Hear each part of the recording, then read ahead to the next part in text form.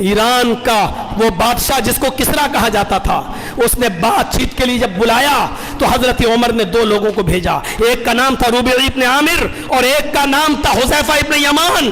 ان دونوں کو بات چیت کے لیے بھیجا، یہ دونوں بادشاہ کے دربار میں گئے۔ ان لوگوں نے کہا درباری نے ایسے نہیں جا سکتے ہو، بادشاہ شاہی لباس تمہیں پہننا پڑے گا۔ شاہی لباس پہننے سے انکار کر دیا، کہا کہ تم یہ خراب اور اتنے بوسیدہ کپڑے پہن کر جاؤ گے ہمارے بادشاہ کے پاس؟ کہا کہ تمہارے بادشاہ نے ملنے کے لیے بلایا ہے کسرا نے، ہم اپنی مرضی سے نہیں آئے ہیں، جائیں گے تو انہی کپڑوں میں جو ہم پہن کر آئے ہیں، تمہارا دیا ہوا کپڑا نہیں پہنیں گے۔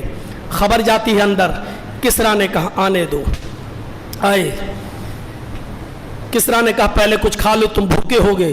انہوں نے کہا یہ سچ ہے، ہم بھوکے ہیں۔ کہا کھانا کھانا ہے؟ کہا آپ کھلائیں گے تو کھا لیں گے لیکن بھیک نہیں مانگیں گے۔ دسترخوان لگا دیا، امیر یہاں بھی ہیں، چودھری ادھر بھی ہیں، پیسے والے آپ کے شہر میں بھی ہیں، آپ کے گاؤں میں بھی ہیں، لیکن سنیے آج یہ 2 قاصد اللہ کے نبی کے حضرت عمر فاروق کے پہنچتے ہیں، کسرا کے دربار میں ہیں، کھانا لگایا جاتا ہے، کھانا کھا رہے ہیں، شروع کر دیا کھانا کھاتے ہوئے، اور کھانا کھاتے کھاتے اچانک روٹی کا لقمہ شوربے میں لگایا، گوشت میں لگایا اور منہ تک ڈالا، ایک لقمہ دھوکے سے ہاتھ کی کمزوری کی وجہ سے زمین پر گر گیا۔ کھانا کھا رہے تھے، بیچ میں ایک لقمہ کھاتے وقت زمین پر گر گیا۔ اب ہم نظر ڈالیں، ہم کیا کرتے ہیں زمین پر گری ہوئی چیز کو؟ حضرت حذیفہ ابن یمان نے زمین پر گرا ہوا لقمہ اٹھایا اور جیسے ہی کھانے کے لیے چلے تو ان کے ساتھی نے کونی ماری۔ ہم مدینے میں نہیں ہیں، ہم ایران میں ہیں، کسرا کے سامنے ہیں، زمین پر پڑا ہوا لقمہ اٹھائیں گے، صاف کر کے کھائیں گے تو اس کے اوپر کیا اثر پڑے گا؟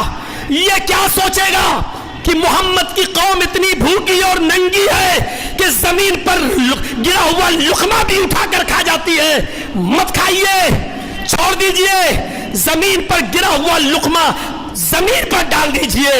حضرت حذیفہ ابن یمان نے یہ سنا تو اپنے ساتھی سے کہا ربیع خاموش، اس بادشاہ نے بلایا ہے، میں بات کرنے آیا ہوں۔ کہا کہ زمین پر پڑا ہوا لقمہ چھوڑ دیجئے، حالات دیکھیے، کبھی کبھی سمجھوتا کرنا پڑتا ہے، کمپرومائز کرنا پڑتا ہے۔ حضرت حذیفہ ابن یمان نے وہاں جو جملے کہے وہ آج بھی سیرت کی کتابوں میں لکھے ہوئے ہیں۔ اے ربیع اترکو سنت رسول اللہ صلی اللہ علیہ وسلم لہؤلاء الحمقا۔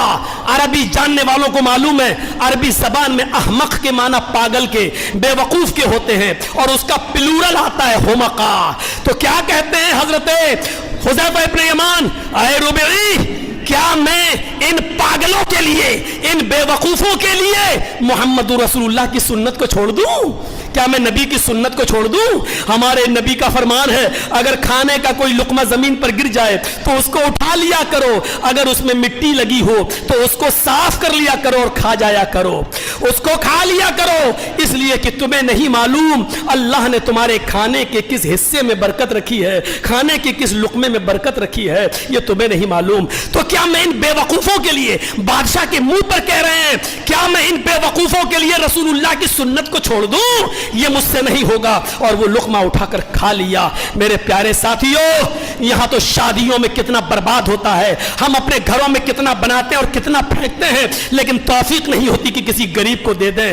تصور کرو، ہم تو اپنے بچے کی گری ہوئی چاکلیٹ بھی زمین سے اٹھانا گوارا نہیں کرتے ہیں۔